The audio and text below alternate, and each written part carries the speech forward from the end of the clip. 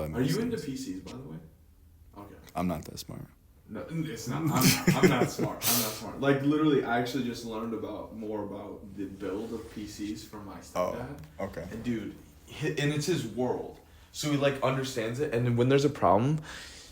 Dude, sorry. I thought you wanted to be heard. when there's a problem, he, like, looks at the manual. Dude, didn't the podcast just start? It did not just start. I just asked him a question. Welcome to BC Procast, episode Do 63. Do you not want it to be the start? It could be the start. Why not? Episode, dude, I already checked 3 times. Is this episode 63? I'm like having short-term memory loss. Y'all are in the big times now. It is episode 63. Jamie, can you check what episode this is? Thanks, Jamie. Thanks, Jamie. Honestly, it'd be so, Y'all like, done that DMT. would be the ideal situation if we got someone to do that. Instead of Jamie, it's J-Lo. Yeah, but she would make fun of us. She'd be like, how'd you guys not know that? That would be good. That'd be good. That'd push ratings up. All of our confidence would just be gone. Obliterated. So this is BC Procast, episode 63. Off to a good start. Yeah. Hey, sometimes we trip, but we get back up. We are here on a podcast with a person that we just recently met. His name is Cole. Would you like to introduce yourself, say something like a little small about yourself? Hey, I'm Cole. I'm somebody that they recently just met. Give us a guitar riff right now.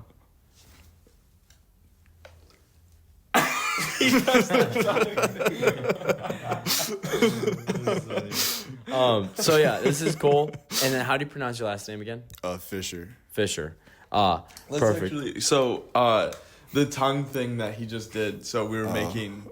So Braden has been recently. He's the drummer, for our church, and he was recently been asked frequently.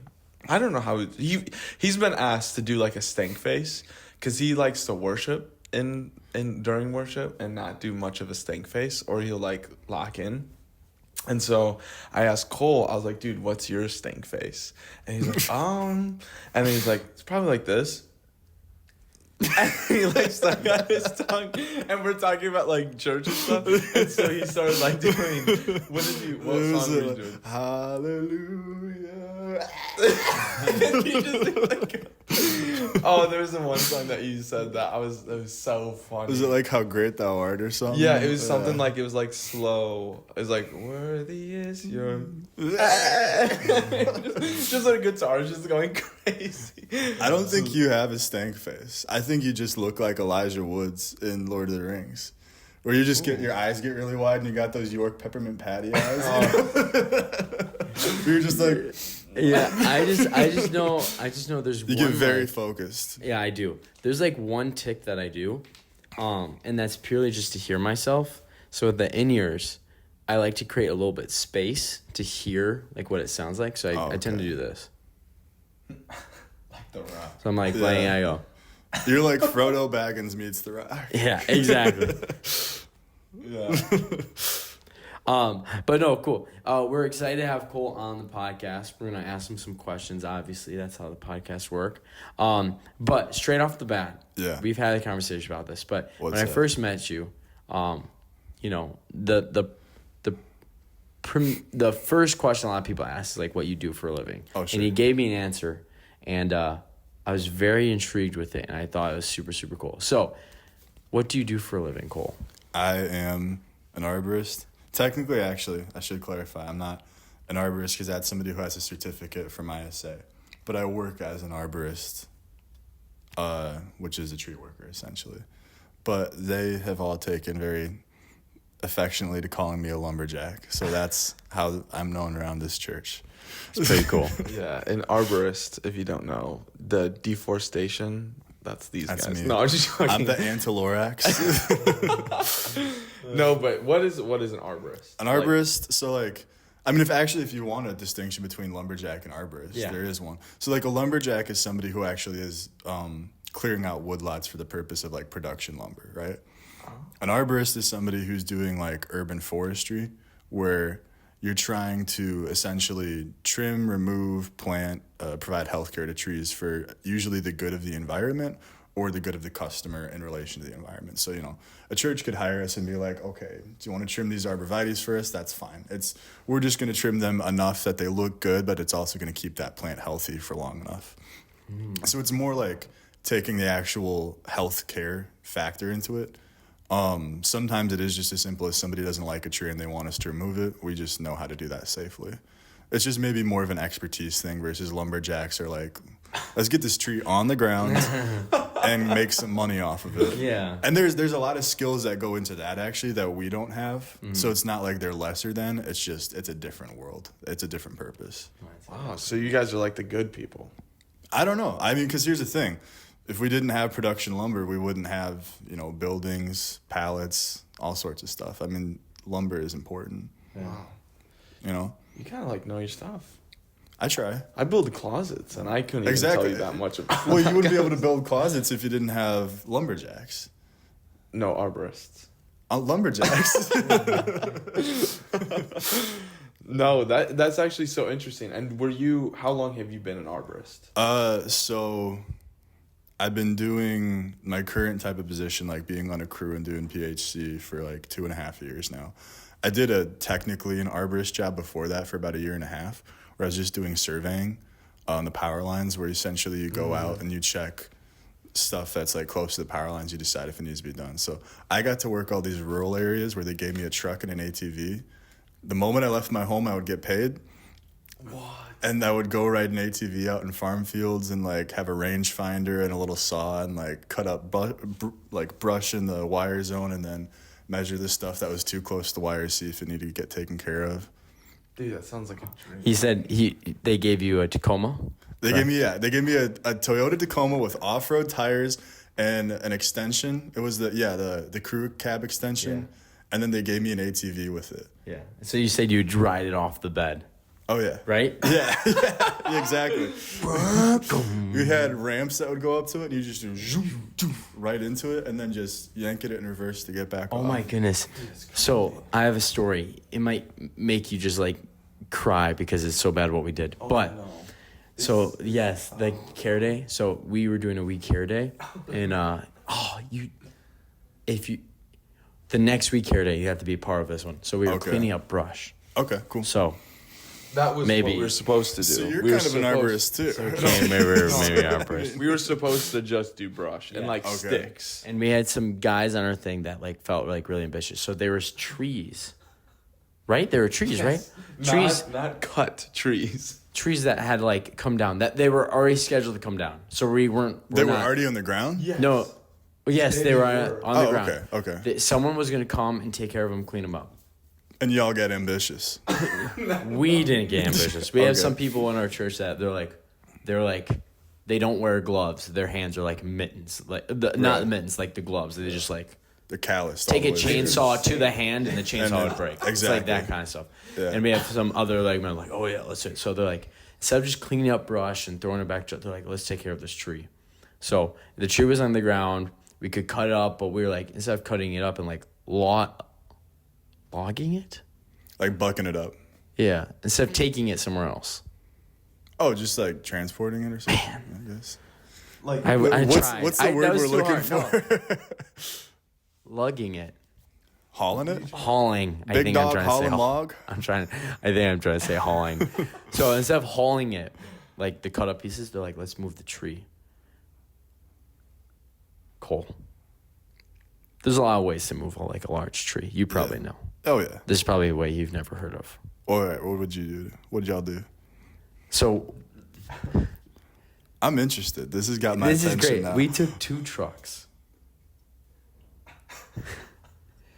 2 trucks.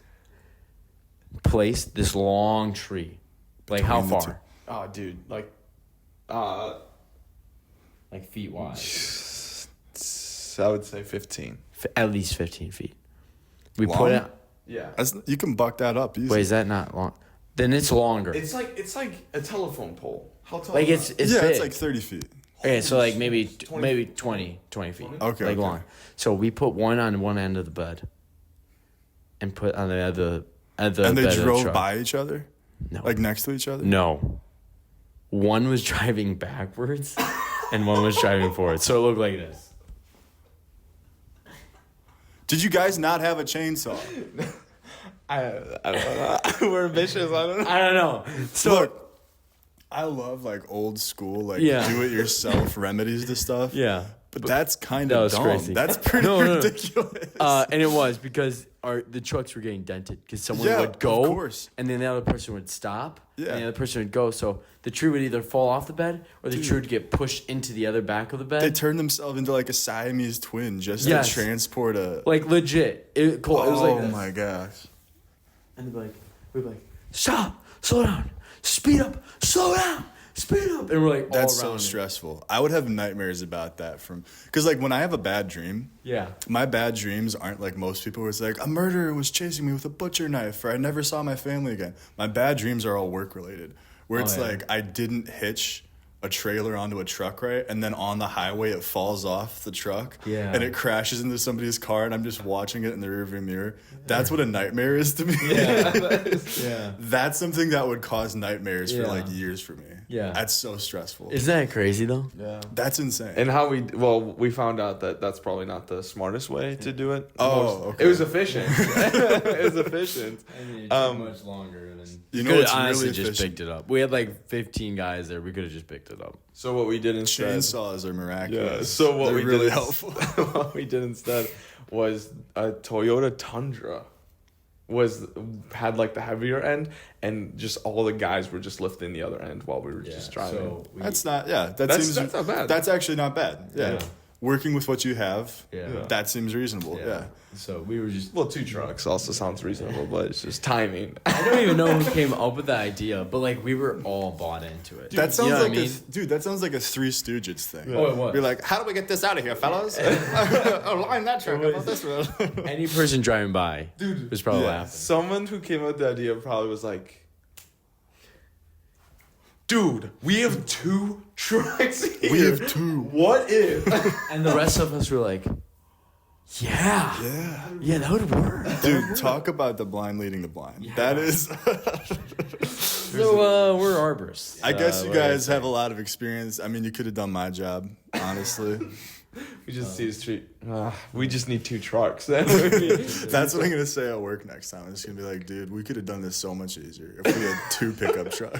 Please tell this story and get I the will. reactions. Do you have I any will. funny stories along with your job? Oh, so real Yeah. quick, with your job, you're a climber, correct? Yeah, Is that well, so, like, a specific part of the job? That's or- some of what I do. Okay. I like to climb.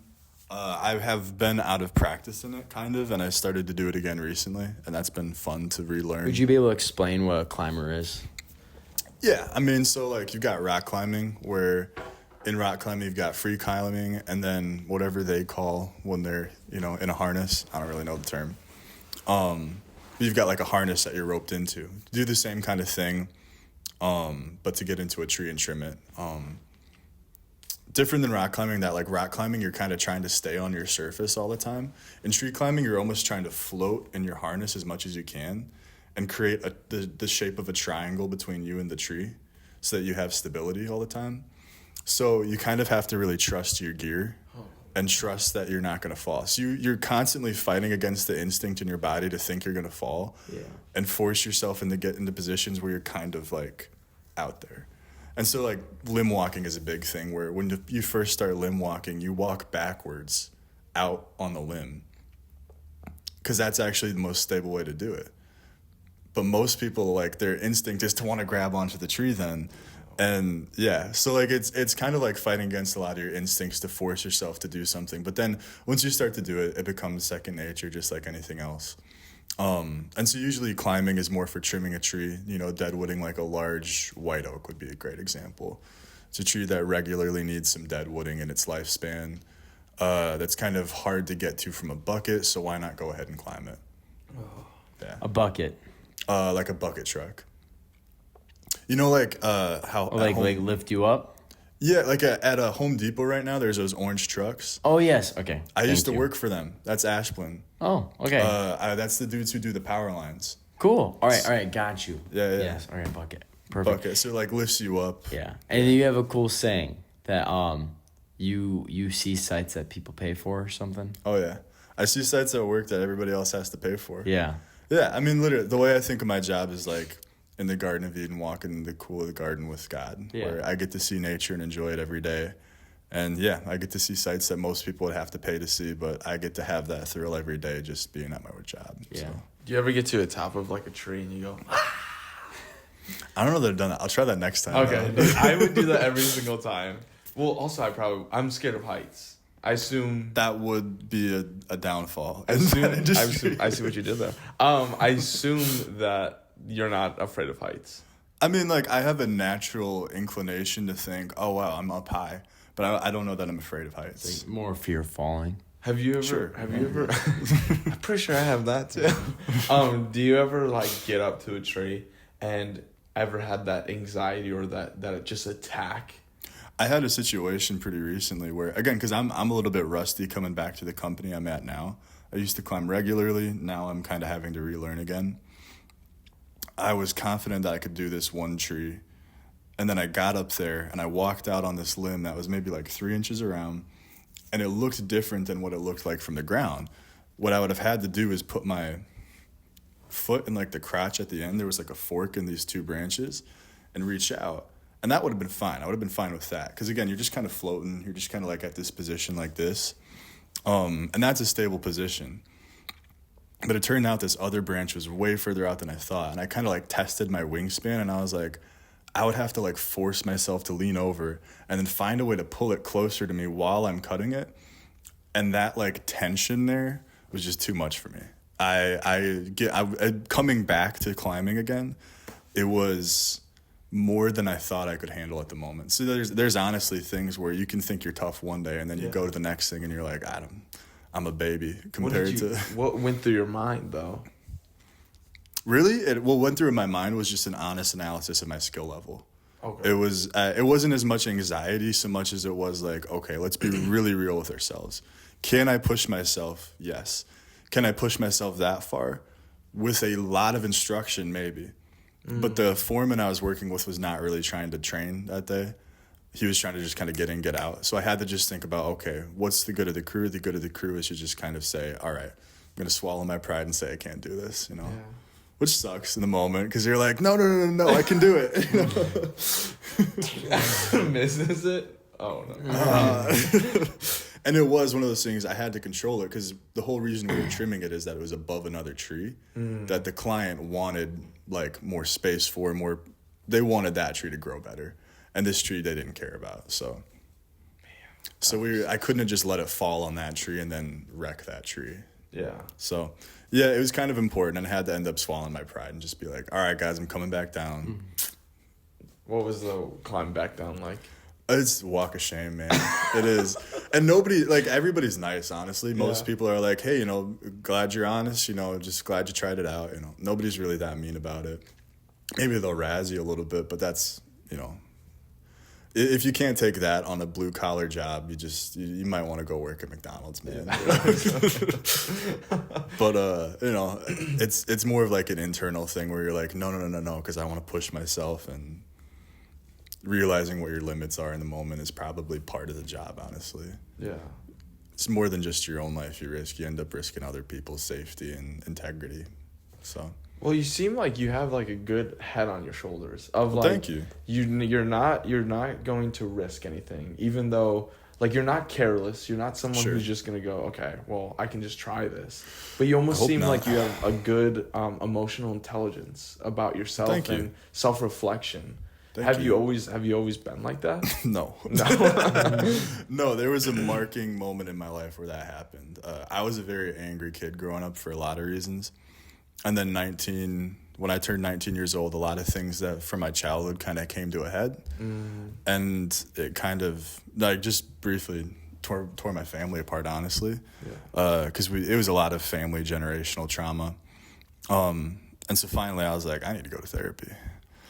And that helped a lot. Went to therapy. Kind of, that's when my relationship with God really started. That kind of one-on-one, more than just knowing God in name, more than just knowing God in theology, but actually knowing God as a relationship that I have with him. That's when that started. So no, there's a marking moment in my life where that happened. And then you just... Because I was not emotionally intelligent before that.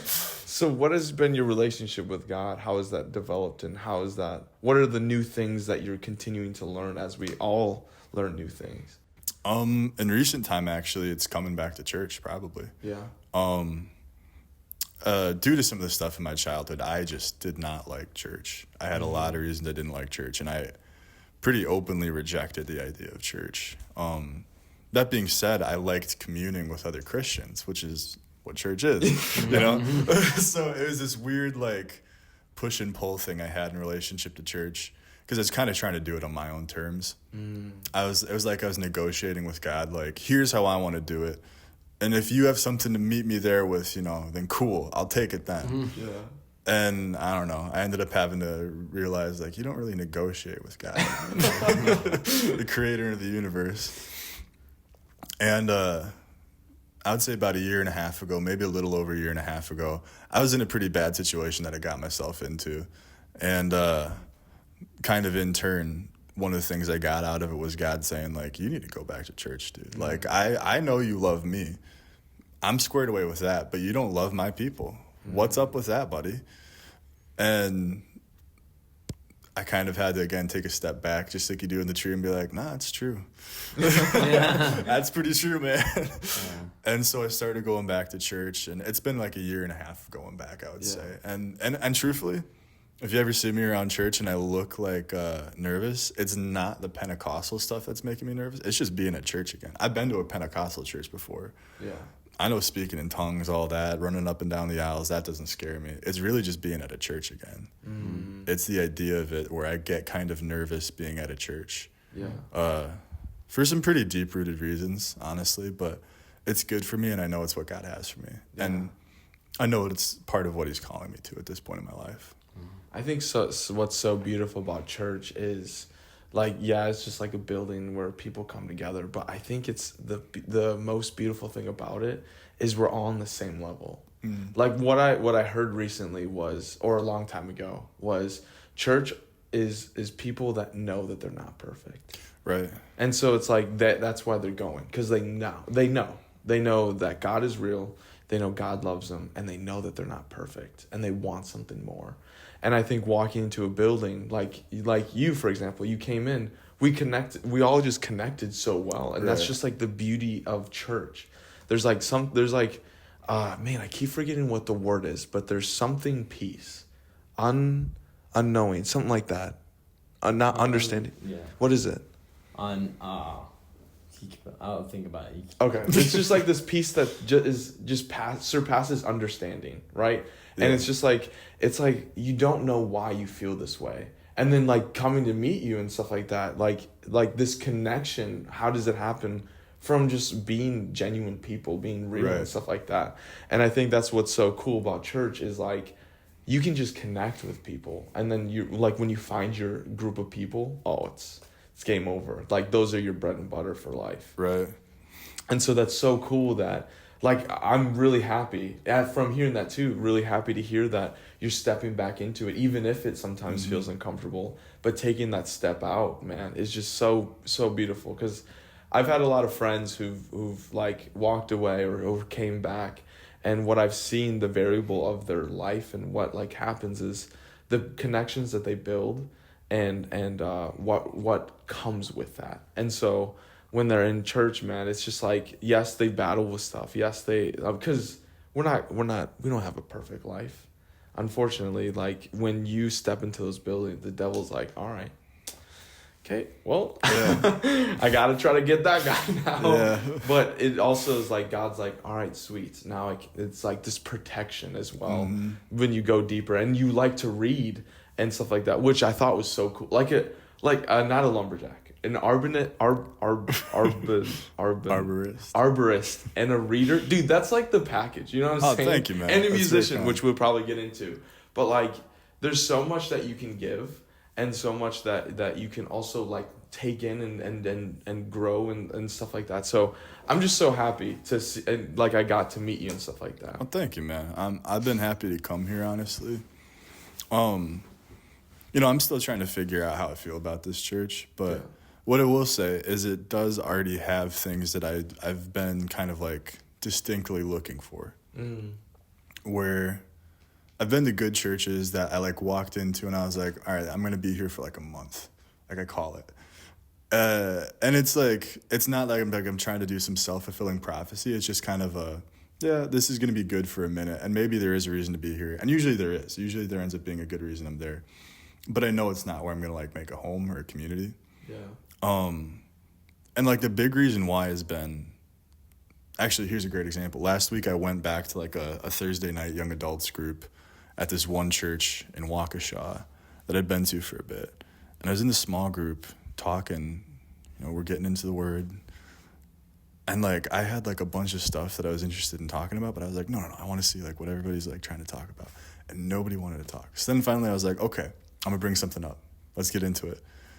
And all the responses were these kind of like Sunday school answers where it was like, yeah, and Jesus is good because he's good. And, that's why it's nice to know that he's good. It's like, I mean, you're not wrong. Yeah. But do you know what you're saying? Or Right. do you just want to give the right answer? To understand. Like, it's very a fear-inducing kind of environment where it's like, well, you don't want to say the wrong thing. You don't want to shake up and you don't want to rock the boat. And all I hear when I read the Bible is a lot of people rocking the boat. So I like that. And I like coming here because there is a sense that people are trying to not only challenge each other, but hold each other accountable to something. Right. And it was very clear the first day I came here. And since then, it's only become more clear. It's my job to have a relationship with God. Yeah. But it's our job as a church to build one another up. Right. And to be in 1 Corinthians 13:12, where it talks about, as a child, I thought like a child. Mm-hmm. But now and we see in part and we know in part, but now I see fully as in the reflection of a mirror. Right. Or Aristotle said, a good friend is a good mirror. My thought is, if I'm going to be a good mirror, I don't want to put my thumbprints on it. I want to be a real good mirror, which is, to me, that's challenging and holding accountable. And it is love. It's done in love. Right. It's done in the spirit of, I want the best for you. Right. But the best for you can be, lending a hand and picking you up. Or the best for you can be like, dude, what's up? Yeah. What is your problem? Yeah. And what I like about this place is it was so warm and so welcoming. It felt like the warm and welcoming came from a place of overflow from the Spirit. But then immediately I also was encountered with people being like, dude, what is up? There's something going on. And I was like, no, you're right. And they weren't afraid to have that talk with me. Yeah. And since then I've had things I had to talk to with people where I had a situation where I kind of had to own up to some accountability with somebody here. And the way they received me was just in love. Yeah. And in spirit. And it's that verse in 2 Timothy. I don't remember which one, so I'm probably going to butcher that. Wow. No, I'm sorry. Are you kidding me? But the situation in 2 Timothy is it says, if you're going to approach an older man in the church, or approach him as a father, And kind of what I take from that is approach him under the understanding that you do have to submit to that authority. Yeah. And you're appealing to his authority. But it also, assume that they mean well, Right. Kind of, go to them in good spirit, Yeah. And I kind of had to do that where I had to kind of submit to authority and say, I got to hold myself accountable for this, that, and the other thing. And the reception I had was from, a good father. They were like, dude, cool, thanks, that's respectable. Yeah. Cool, can I just give you a piece of advice? Yeah. And I was like, no, that seems like exactly how that's supposed to go. Right. That seems so biblical. That seems so spot on with the Spirit of God and how he talks. So my experience here has honestly been kind of what I'm looking for in some ways. Yeah. Just that honest, speaking truth in love and leading in light. Right. I've seen a lot of that so far. And it has been surprising in a way, because in a way it's been why is I seeing that all so early on in my experience? It feels like something that is more intimate in a way. I feel like I'm getting to see an intimate side of people that is almost a privilege in a way. It's cool, I get to know this intimate side of people that usually you have to I don't know, kind of most people would have to fake their way through getting to that. Yeah. But I don't really like those fake relationships, and it doesn't seem like there's a lot of those here. Yeah. So I don't know, I like it so far. Yeah. Me and Kaden actually are not. We don't like each other. Yeah. I could tell. Yeah. It's a whole thing. It's a bit. We don't even.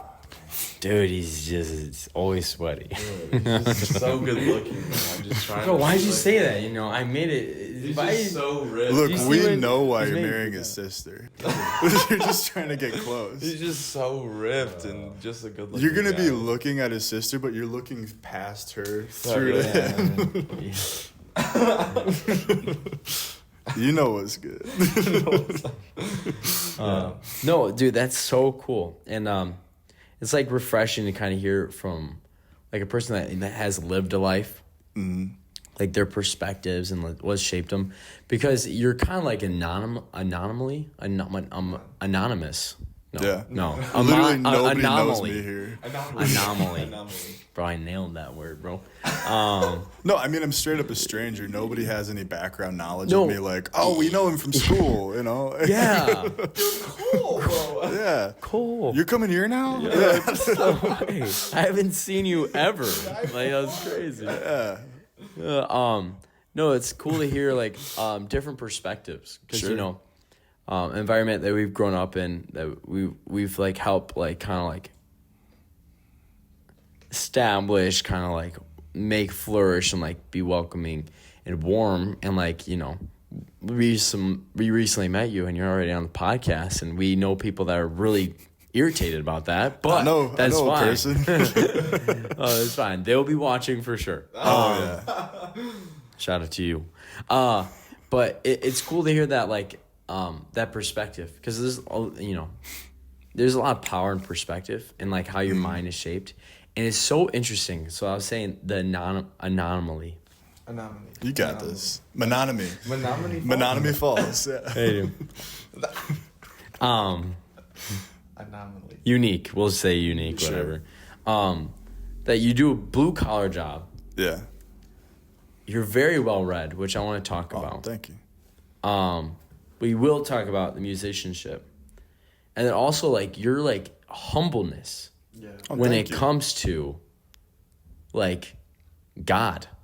You know what I mean? You're not anywhere on a pedestal. You're not better than anyone. You like refer the Bible. You're not saying like, you know, things are supposed to be like this, but you're just like, I'm here to be loved by God and to do what I can to love others and like you to be self-aware. So it's very interesting for me to hear just like however many minutes ago, you're like, yeah, I was not like this all the time. Because you seem like a person. No. No, dude, I was not. But also it kind of makes sense though. Because it seems like you had to go through something that puts you in a spot where it's like, yeah, I am genuine, I am humble, and I'm kind, and I'm trying to be loving, and I'm trying to uplift people. I have things I need to work on, and be self-aware. And there's so much power comes in that. Like when you're at a spot where you are not above anyone else and pride is not a thing, is like you have so much more freedom and ability to like make an impact and change. And like, dude, like I could honestly just pick your brain more and more and more about like, dude, I had a question earlier, but I don't want to sound stupid. It's like snowing. Sorry. I had a question earlier. I didn't want to sound stupid. But I was going to ask you more about trees. Oh, Like, sure, man. No, but we're past it. Okay, Okay, I'll ask you personally. But it's just like you have such like a wide range of like just knowledge and depth. Thank you. Of like, I appreciate that. You seem like a person who's genuine with like interest and like I'd say I'm wanting to pretty take things curious. in, which is very important in life. It's very important to have it. And kind of, you know, do you have any more questions regarding the spiritual side? Do you have anything else you would like to say? Like, I feel like we're ready to move on from that. I'm down for whatever. This is your show. I know. I'm an open. Here's the thing. I I'm wish an I had open a book. question. I'm down to get as into it as you want. If you want to Yeah. get into the dirty, ugly, or if you want to keep it light, I'm cool. Okay, so let's start a little bit lighter. I would love Okay. if you could think of something that's a little bit deeper while I ask this question. Okay. It's like watching a couple with you two. It's like, and honey, while I'm doing that, could you get the dishes done? Could you Could you get the kids to go to bed? Yeah, Because perfect. that would be great.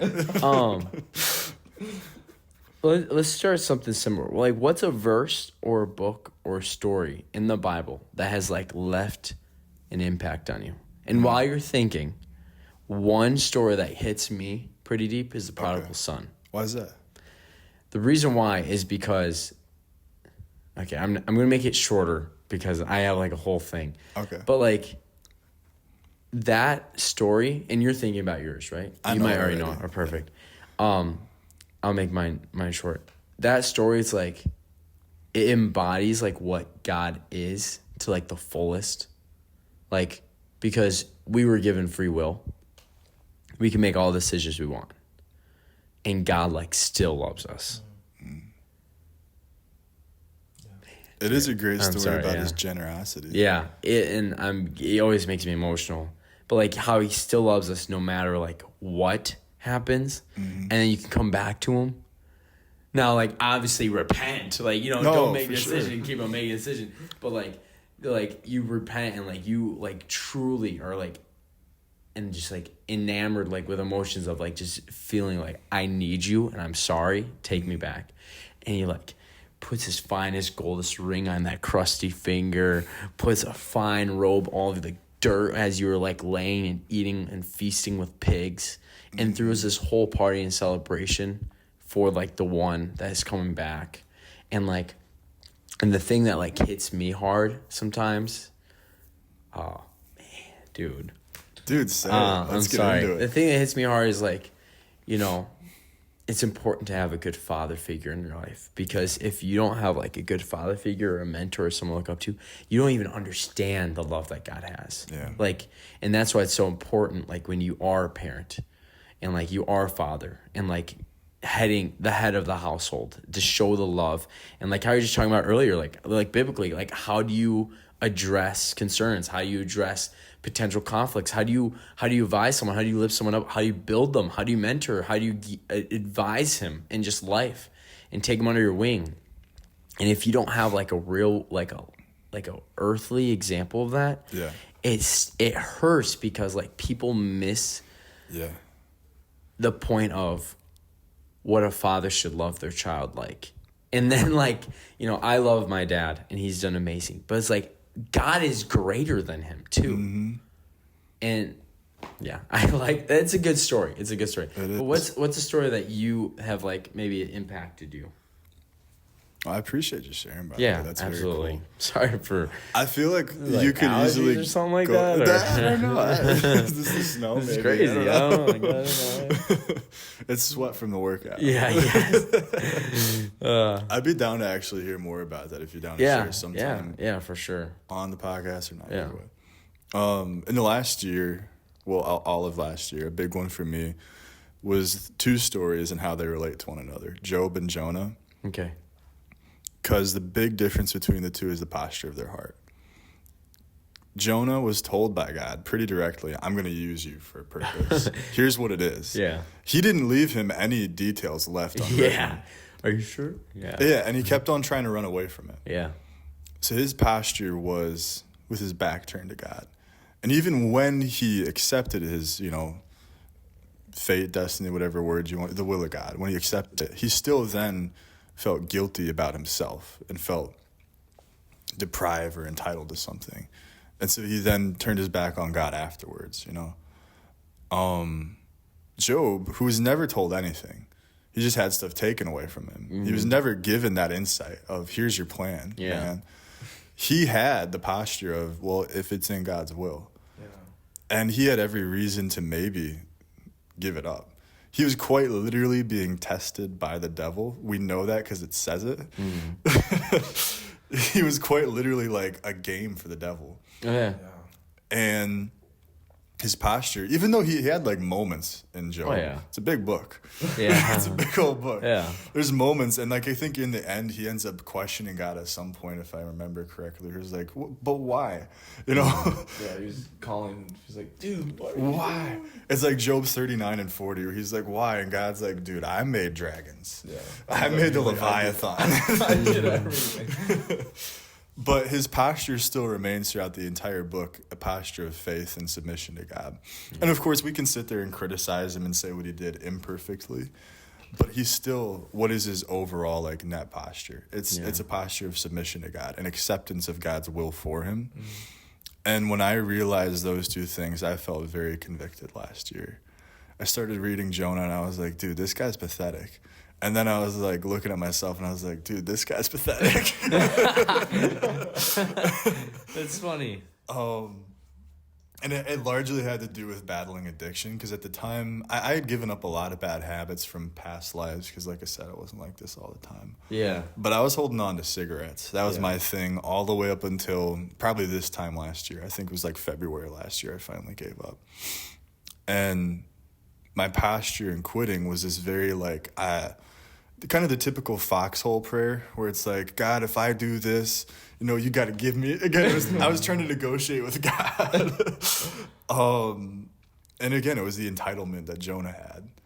And then sooner or later, I don't remember the verse actually, so, yeah, well, but it had an impact on me apparently, where it showed me that vows to God are made in knowing that he wants the best for you and not in expecting the best from him. It's faith that he actually wants the best for you, but you have to meet him because he's already met you where you're at. Yeah. You're asking for him to meet you over here in the future, but you can only be with God in the present. And the thing is, in the present, God's already met you there. Yeah. You're just not choosing to see him. And then that's what I was in the moment. I had to realize, okay, my vow that I have to make to God is I'm going to choose not to smoke cigarettes because that's not something God wants for me. And I knew it because it was an idol in my life. Yeah. And it was almost more of an idol because I'd given up so many other things where that became so important to me. It was holding the weight of all those other things that I gave up. Yeah. So I loved it so much. I thought about smoking cigarettes. You know what I mean? It was addiction. And I realized I had to give it up because of my relationship with God and not because of myself even, not because it was healthy, not because it was, you know, better to be able to breathe when you wake up in the morning. Yeah. I mean, God wants that too. Your body's a temple, of course, but like it had more to do with my relationship with God. Yeah. And once I said that, I was like, all right, God, I'm going to give up smoking cigarettes for you because that's what I know you want for me, but also I want it for you. I want it for my relationship with you. He made it easy after that. It was the easiest thing I could do after that. Before, I would quit smoking cigarettes for like 3 weeks. And then that 4th week comes along and you start itching yourself and you're like, man, I could really use this.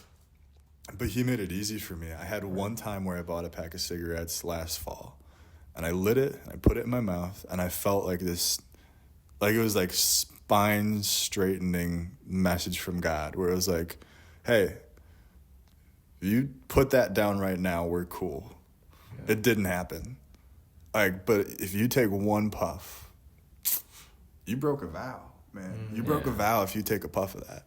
And I sat it with it there in my mouth for about like 60 seconds or so, where I was just like, And it was actually a hard choice. Yeah. I'm almost ashamed to say that it was a hard choice. Yeah.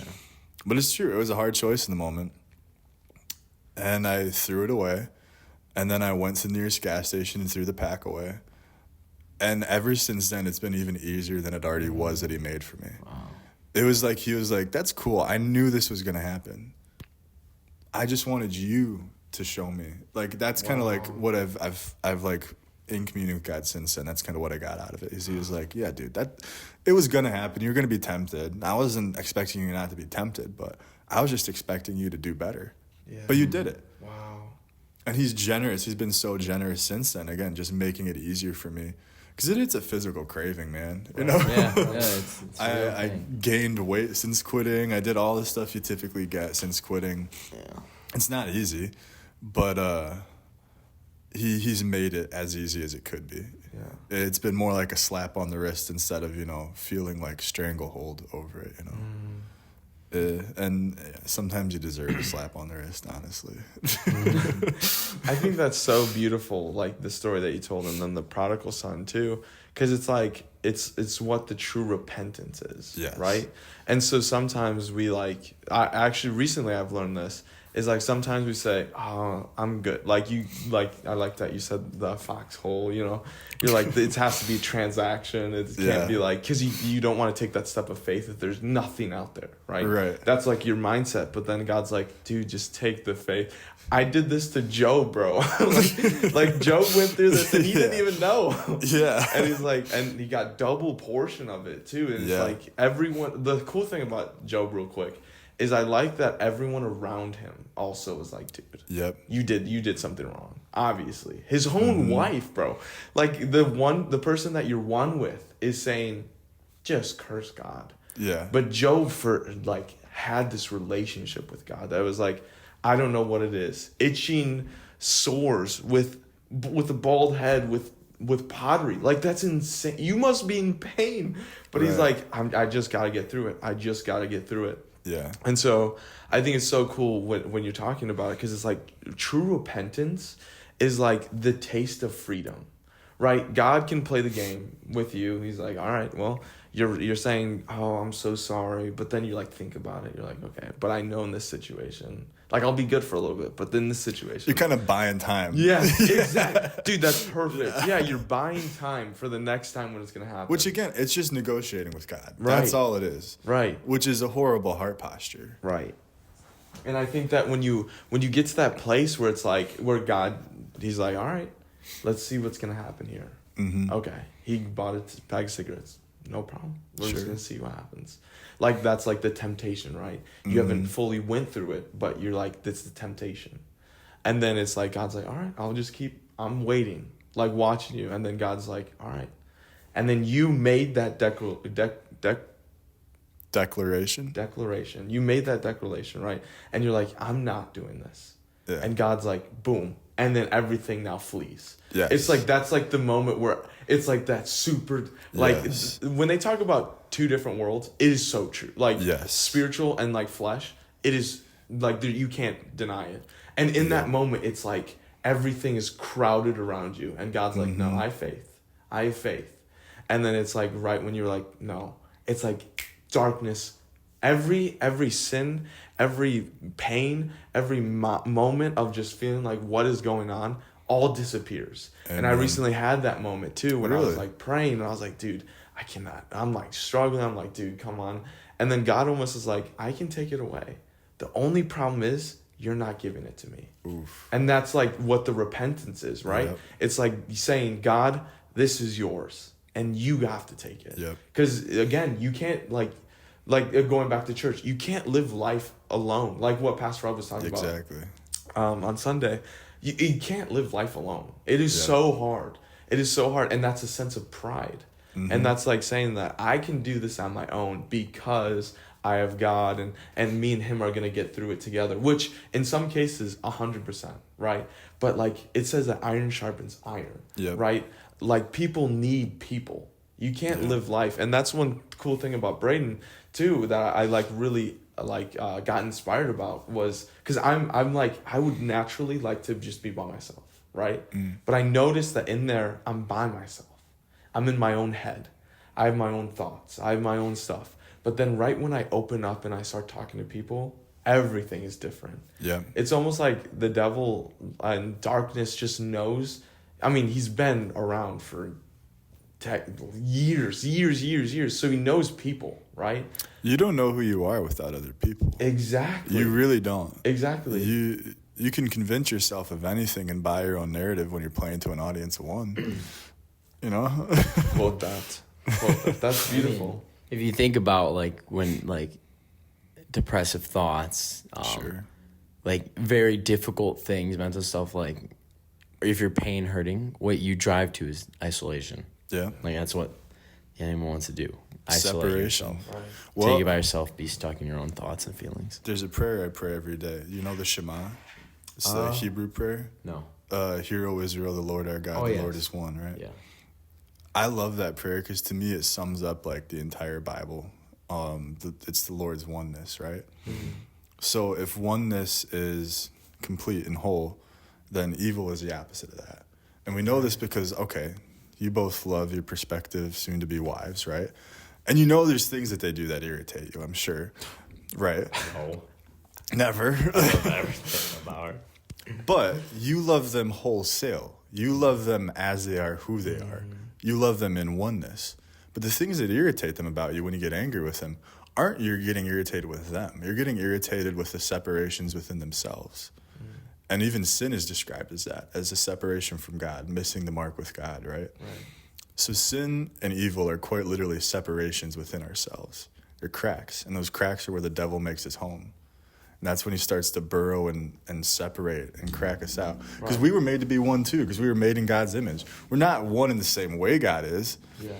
But it's oneness in that wholeness that we're meant to live in and be in. But it's in that separation. And that's what isolation, I think, is. It's I'm going to separate myself from the one that is God's family. Wow. I'm going to separate myself from being the bride of Christ in the church. Yeah. That's what it was in my life. Yeah. I can be separated from that. Well, the devil's already won then, man. You gave him the biggest foothold, and you said, take it. Yeah. Well, I'd said, take it. Yeah. You know what? Okay, so this has kind of been rattling in my mind. I watched this podcast and it was talking about negotiating sin, right? And I don't know if you guys heard of this, like the devil owns the fence. Have you guys heard of that? No. So it's like, so actually this story got to me really quick too. This is like a tied on to what I was about to say, but it was a situation where this guy's like, God's like, hey, I will give you everything, but it's gonna cost your life, right? And he's like, I have everything you need, right? It might not happen in the same time you want. It might not happen, but it will happen.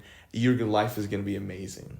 And then the devil's on the other side. He's like, just take it. It's instant. It's this feeling you're just going to get it and you're going to feel good. You're going to do this. And it's like this person that's like, I don't know where to go. And he's like, you know what? I can't make a decision now. I'll make a decision tomorrow. Mm-hmm. Okay. And then he wakes up tomorrow and he's with the devil. And he's like, wait a second. I didn't make a decision. And then the devil's like, yeah, but I own the fence. And so the person was like on the fence of where to go. Riding the rails. And he goes, what you don't understand is I own the fence, so you're mine. Yep. And so God's like, it's all or nothing, right? And the devil's like, you can live wherever you want to. I'll do whatever I need to, but you're not going to get what you know what I'm saying? There's no neutral. There's no lukewarm. Yeah. I mean, that's in the Bible. I don't remember. I think it's in Luke.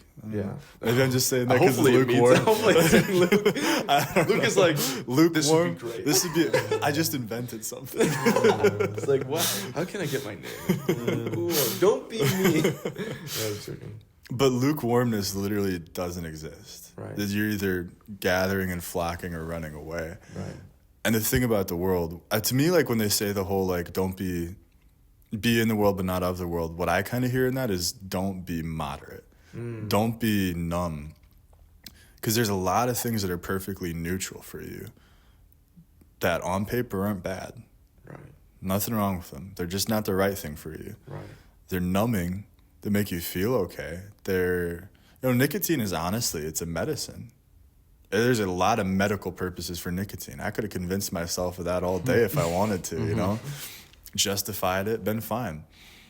But it's just one of those ways. The devil doesn't even want to take you like quickly. I think what he wants to do half the time is say, it's getting cold out. Night's falling. Guess you should go to sleep. Well, shouldn't we light a fire? Nah. Once you're asleep, you won't even notice. You're right. And then you don't wake up the next morning. Right. You just numbed yourself into the eternal sleep, and you didn't even know it. Yeah. Whereas God's saying, like, I don't care if you get 2 hours of sleep. I need you to light that dang fire. Whatever it costs, light the dang fire. Yeah. And actually, that's something that came to my mind recently. I just wrote that as a story for my nephew. For all of my nephews, I write them a book when they turn 1. And it's dependent on who I think they're going to turn into and what God's telling me. Wow. So, like, for the one of them, it was a bunch of pictures I take out in nature on my job. And then it was just, like, good quotes by him and all, like, life quotes. For one of them, my brother's son, I wrote things your daddy taught me. So just things that my brother taught me growing up that he'll teach him growing up. Yeah. But then for one of them, my nephew Milo, I wrote him a short story, and it's about that. It's a kid's story about do whatever it takes to keep the fire going. Wow. Because the world doesn't want you to keep the fire going. Yeah. The fire is obtrusive and problematic. And my thought is be problematic, man. That's fine. Yeah. Just keep the fire going. Yeah. And so what I was going to say on top of that, and that's actually exactly what you're saying about the devil, what he wants to do is he wants to negotiate. Yep. Because if he can get you to negotiate, and actually in this podcast, like he did this metaphor where he's like, all right, I'll trade my phone for your house. And you'd be like, no, this doesn't even make any sense. Even if it was like, I'll give you this water bottle if you give me your phone, right? You're gonna be like, no, that is so dumb, right? But if I'm like, okay, I'll give you these pair of Jordans for your outfit, right? It might cost a little bit more in your head, and you'll be like, okay, wait, but those are cool. And then you negotiate. And then his whole point is, once he gets you to negotiate, now you're in now it's like hard to get out of that. Now you're at his table. Right. Now you're sitting and eating with him pretty much. Yeah. And now he can add some stuff into it. Yeah. Now he can add justifying things. Mm-hmm. But the guy's like, the thing is first of all, God will meet you before the devil's there. And I was like, dude, that hit me so hard. Because I remember, like, if I was going to go through something, right? And I was going to, whatever it is, whatever, right? And I was going to do it. God will be first. You'll be like, dude, you know you shouldn't be doing this. Yeah. You know you shouldn't be doing this, right? He'll meet me there first. And then the devil will show up and be like, let's justify now. Right. And then he said that. I was like, bro, that's amazing. Okay, anyway. Yeah. So then he goes on and he goes, the thing is with negotiating, it's almost negotiating with someone is saying that your thing that you have is worth something to give. Sure. Right? It's something that you can bargain with. But he's saying that with God, there's nothing that's worth more than that. There's nothing worth more than having a relationship with God. It's true. Being with God, reading his word, praying. There's nothing worth more than that. So there should be no negotiating. And so he's like what you're saying, there should be no, all right, I'm going to sit at the table. I'm going to see what he has to offer. What do you want to give me, God? Yeah. There should be none of that. And so literally when there's a thought, right, of sin, or when there's a thought of something, I go, I ain't negotiating. Yeah, and I say it out loud because there's power in your words, right? That's good. It says in the word that I might steal that one. That's okay. You can do it. There's like power in your words, so like it can shatter. Like the devil works in the waves, and so when you go bah, boom, nothing's coming at me because I'm saying it out, right? And when you speak it, you declare it. Yeah. And so when you're like, I'm not negotiating. I'm sorry. I literally sometimes will be like, I have what I want, and that's God. That's good. And then I literally go, God, forgive me for having that thought. Please help me get it through it. Like, I want to be strong. And like, there's the best feeling that you can get. Now, there's so many better feelings, but a feeling that you can get that I absolutely love is the feeling of freedom. Yeah. Because I think it's so underrated. Yeah. And I feel like a lot of people don't feel it until they feel like they truly repent and they truly give their life to God. Because once you get to that, man, truly being with God and not justifying and not buying time, like you said, that's the sense of being like, God, you are everything to me. Yeah. And there's nothing that's going to separate me from you. And that's just freedom. And God's like, all right, perfect. This is your heart posture. This is what I need. Mm-hmm. And then I can start molding. Then I can start working. Because now you gave everything. You said, and it's not like the thing is I think people go, I'm not going to give my life, or they go, I don't really know right now, because they don't know what's ahead. But what I can tell you right now is that what's ahead is so beautiful. It's just life. It's just when you wake up, you're not feeling heavy. When you wake up, you're feeling like God met you there. He's like, all right, sweet. My child has woken up. You truly feel like God is your number one. And so I think when you get to that point of negotiation, it's like, no, I'm sorry. I'm not going to show up. I've got a good thing going. Yeah. I don't need to go see what else is out there. And and you could literally, I know what the taste of sin is like. Mm-hmm. I know what has to offer. I don't want that.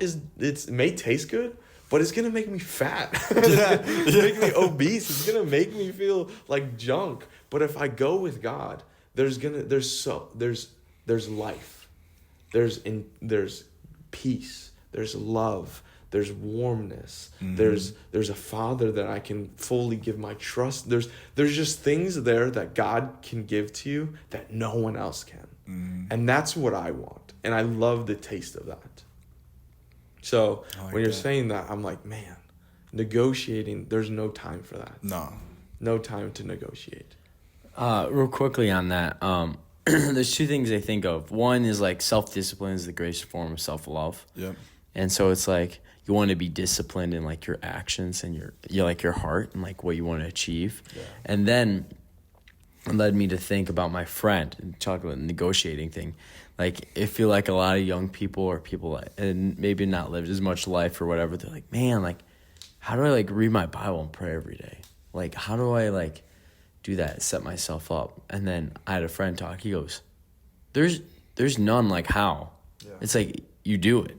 Yeah. He's like I've lived the life without it, and he's like I never want that. Yeah. He goes, every single day that happens. There's no I need the motivation, I need to be inspired, or let me follow through my routine. He goes, no, like obviously you have to create a routine and discipline to help you structure, but he goes like there's no like craving. if, ands, or buts. No, because there's no negotiating. When you experience a life without God, it's pretty hard to not see a distinction. Yeah, because it is. It's light and dark. It's literally night and day. I kind of liked it when you talked about it because he was just like, because a lot of times you're like, well, how do we? We're like, okay, let's think about it. He goes, he's a straight like cutthroat. He's like, there's none of that. Yeah. Like the intensity and aggression he brings to it, he's like, there's none of how do I fit this into my day? How do I stay consistent? He goes, it's a matter of fact. You do not want the other way. Where your treasure is, there your heart will be. Yeah. And if you're gonna put that as what your treasure is, it's a natural result. You know, not that it's not discipline, like you're saying. Discipline is discipline, but I mean, just like going to work. Okay, well, I need to pay the bills. Well, I guess I gotta go to work. Yeah. It's not like I'm like, when am I gonna go to work? I'm going to work when work starts. Yeah. It's just a matter of fact. Do you have any more thoughts regarding that? Anything you're willing to share? Nothing directly right now. Nothing that comes to mind at the moment. Cool. So I'm going to kind of transition. That was awesome. Okay. That was amazing. Cool. And God's awesome. God is good. True that. Good is God, and God's a good guy. You're kind of eloquent, man. I'm just trying to say. You should write a book for you probably should write a book for Speaking of books, so you have much more to you. Yeah. And there's two more topics that I specifically want to talk about. Okay. I think it's very interesting how you're well read. There's not a lot of people I feel like you run into that like read and like to read, especially nowadays. And the second one, I want to talk about musicianship. I think musicianship will make it a little bit more fun. So we'll end with that one. Cool. So the next one is like, you're a reader. What do you like to read? What do you find interesting? What's something you're reading now? Obviously, you read the Bible. I know that. But what are some other things? I probably like a lot of classic authors. Hemingway, Flannery O'Connor, Harper Lee, Dostoevsky. Just that, I mean, literally stuff that you would go to the Barnes & Noble's classic section and pull one out, and that's probably what I like to read. What catches your eye? What's the title? Or like a book genre that catches your eye? You're like, ooh. Like you're walking, you're like, what's that? Is it a color? No, I'm joking. I mean, dude, sometimes you do judge a book by its cover. Sometimes the cover tells you a lot. I probably I had a stint where I was really into Russian literature, honestly. If there was a Russian name that sounded like somebody sneezing, I was like, that's great. I'm reading it. That's funny. Or Southern Gothic, again, like Flannery O'Connor and Harper Lee. Not a Faulkner fan. I think he's pretentious, but whatever. It's my opinion. I like Southern Gothic writing as far as the stuff that I've read so far of Southern Gothic. I like history a lot too. Not really like historical fiction or anything, just straight history. Anything that's getting into the topics like in a more meaty way. Like Eric H. Klein is a historian who wrote about the Bronze Age apocalypse. He has a book called 1157, I think, the year that civilization collapsed. And it's one of the coolest books I've ever written or I've ever read. It's about the Bronze Age apocalypse. Yeah. Which is pretty much when Israel got started. So like this is the historical background that's happening while Israel is being formed as a nation. Oh. So if you read it in contrast to the Bible, it's actually really cool. Wow. Mm-hmm. I know you've said you've like written some books here and there.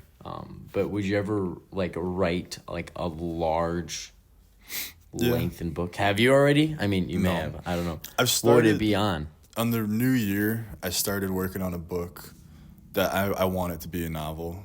I have like 3 chapters written for it, so I'm not super far into it, but it's honestly, it addresses a lot of the stuff from my childhood in a narrative way, kind of the clash of, well, we can just get into it. Suicide is a big topic in it. My aunt committed suicide when I was like 3 years old, and attached to that was a life of being sexually and physically abused by family members, which is something that I experienced growing up too. And a lot of that also is directly related to the church. So there's a little bit of my contention as far as church goes. But I realized I wanted to address all of that in a really honest way.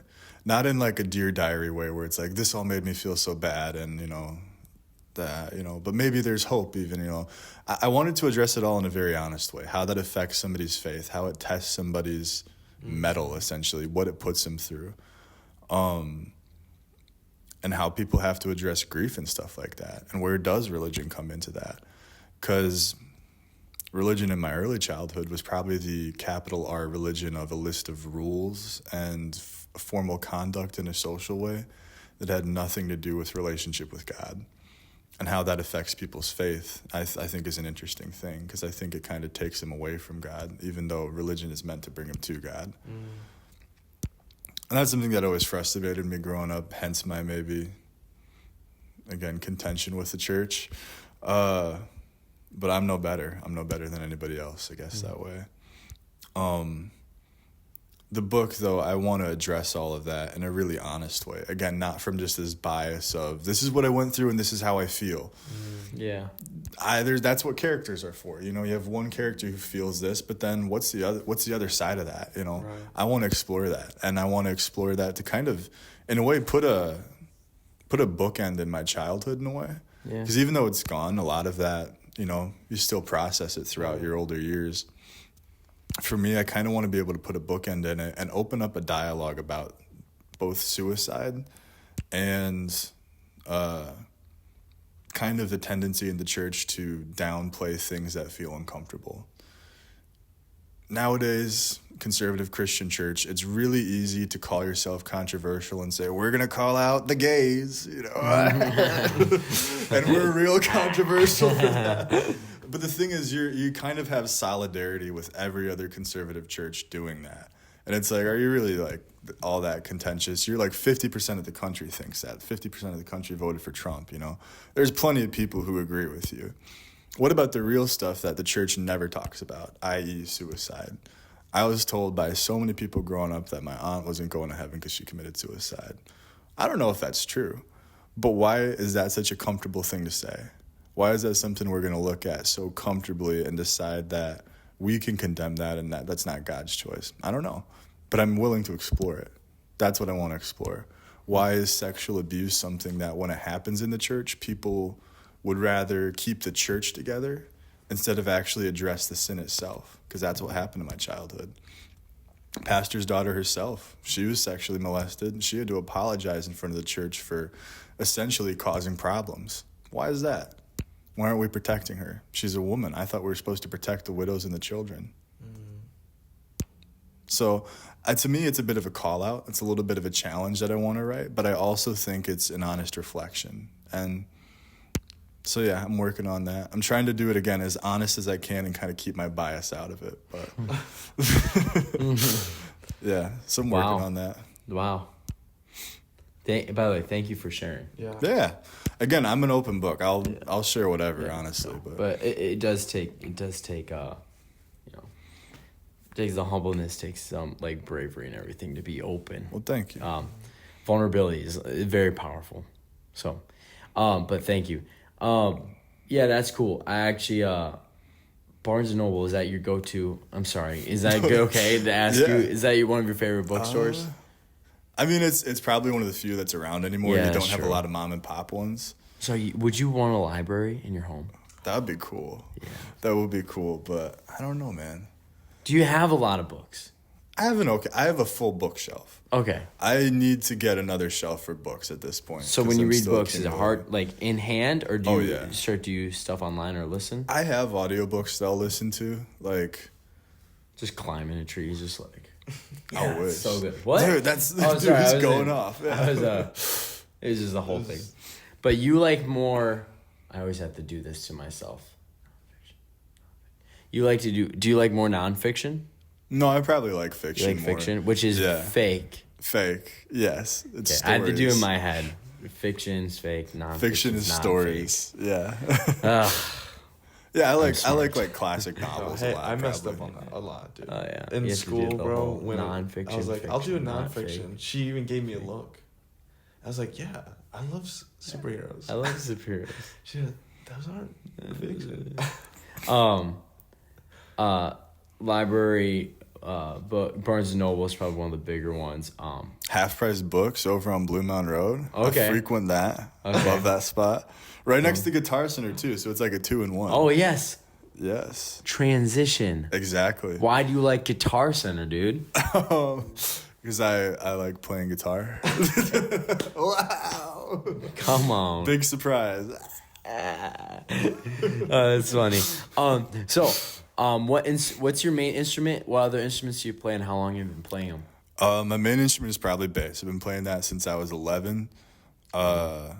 Guitar, I just picked up somewhere along the way. My dad's a really good guitarist. He's like an actually classically trained guitarist. Oh, cool. Wow. I'm a junk musician where I just play by ear. Yeah. And look up stuff online, and I'm like, I'm good. That is good.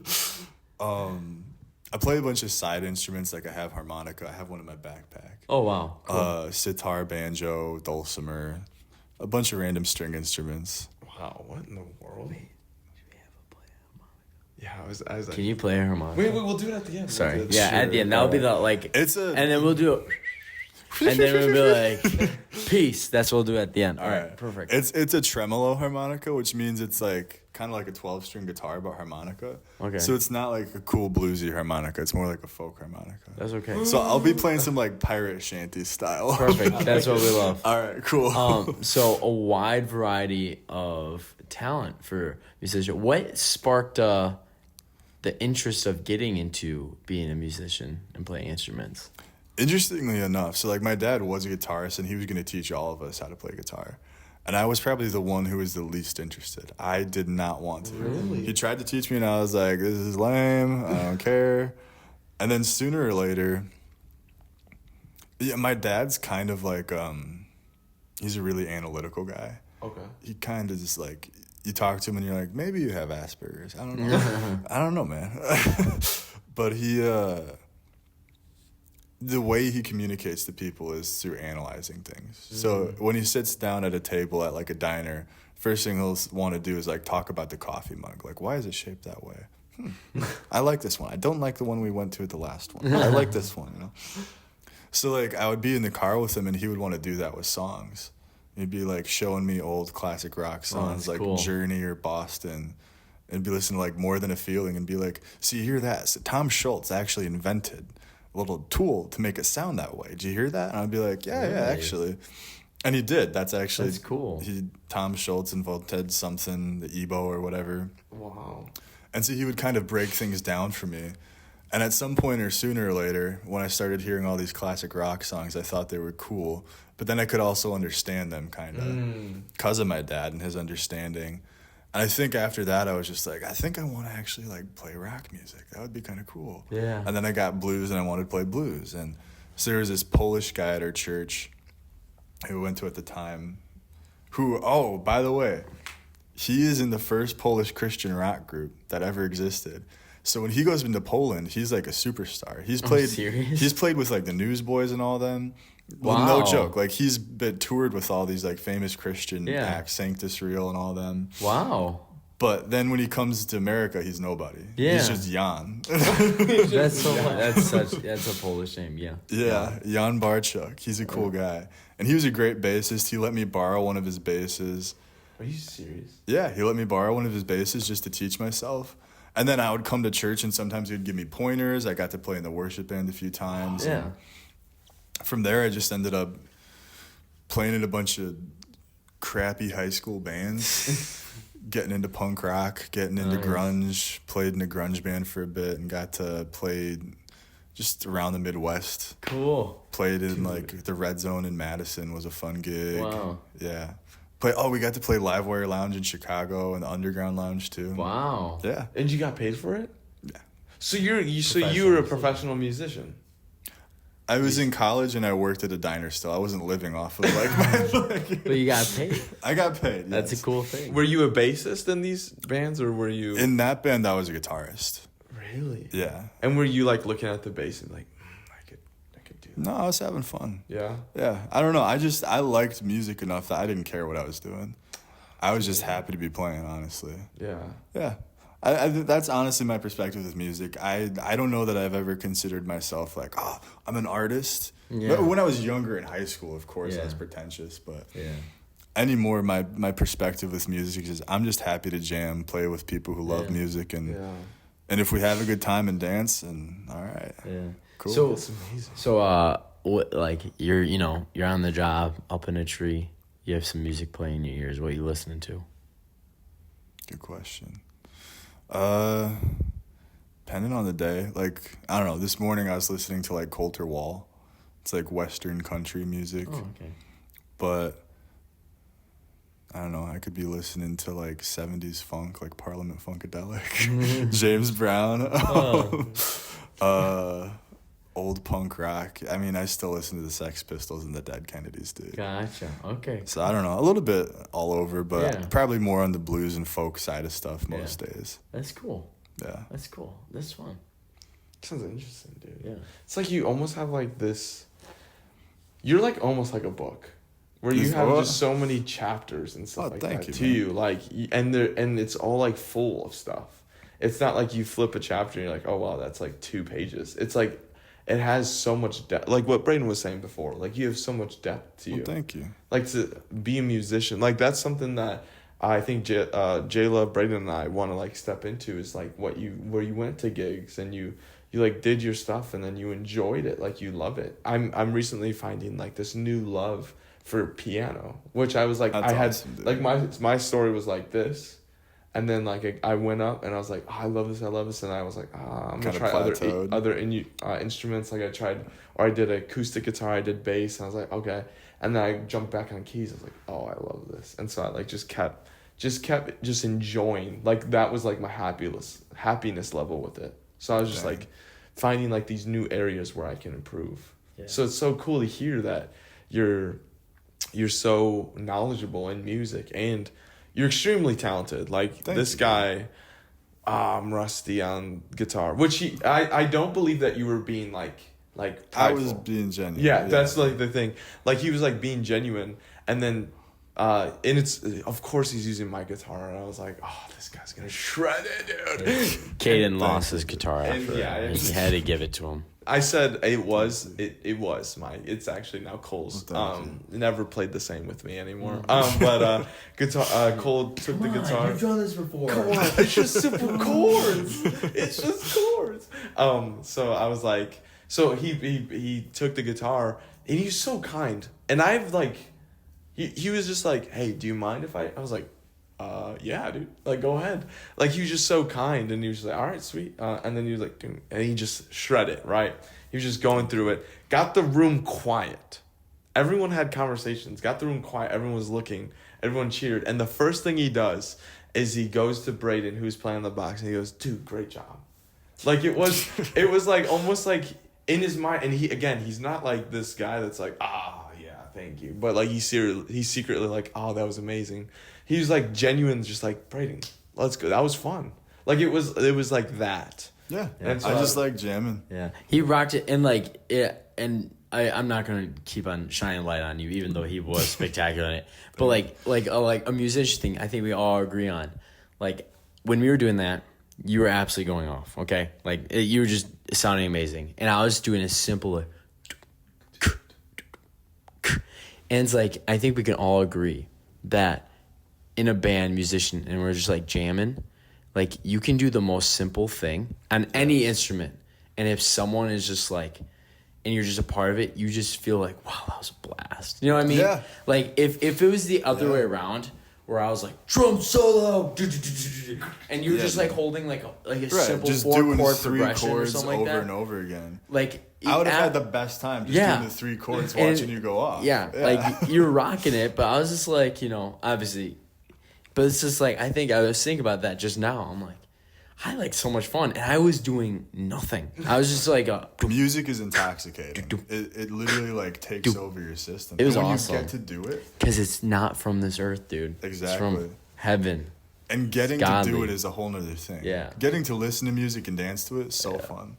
So fun. Yeah. But getting to do it and knowing that you're like in on it, it is like, again, not to get pretentious, but something's getting channeled through you. Mm-hmm. Yeah. And as pretentious and hippy dippy as it sounds, it's true. It's true. Yeah. No, some things like there's an energy current going through you and you're not like doing it anymore. Something else is doing it in you. It's so fun. But I think we need to hear this harmonica and end on this thing. Well, do you want to start your ending thing? Like you want to go, hey, like and subscribe. Is this something that you can kind of do in the background while I'm talking and then go off? Solo. No, I'm talking about like he sets the mood, Oh, shit. and then I point at him, and then he goes off, and then we say peace. Does that make sense? Yeah. Yes or no? Are you I good with that? haven't played in years, so I don't know if I know. Well, let's just try it out. What do I Do it like just do it like or just something like. All right. Okay. Do you want to hold that for him?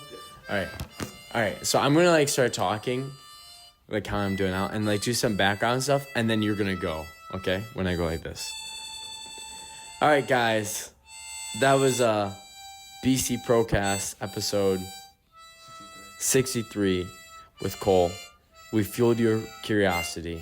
Make sure you read your Bible and pray each and every day. It's important to have a relationship with God. Man, this is kind of cool. This is amazing. Have a relationship with God. Comment down below a book you like to read. Comment down below your favorite kind of tree. And I think this was a great podcast. And I think Cole, hit it.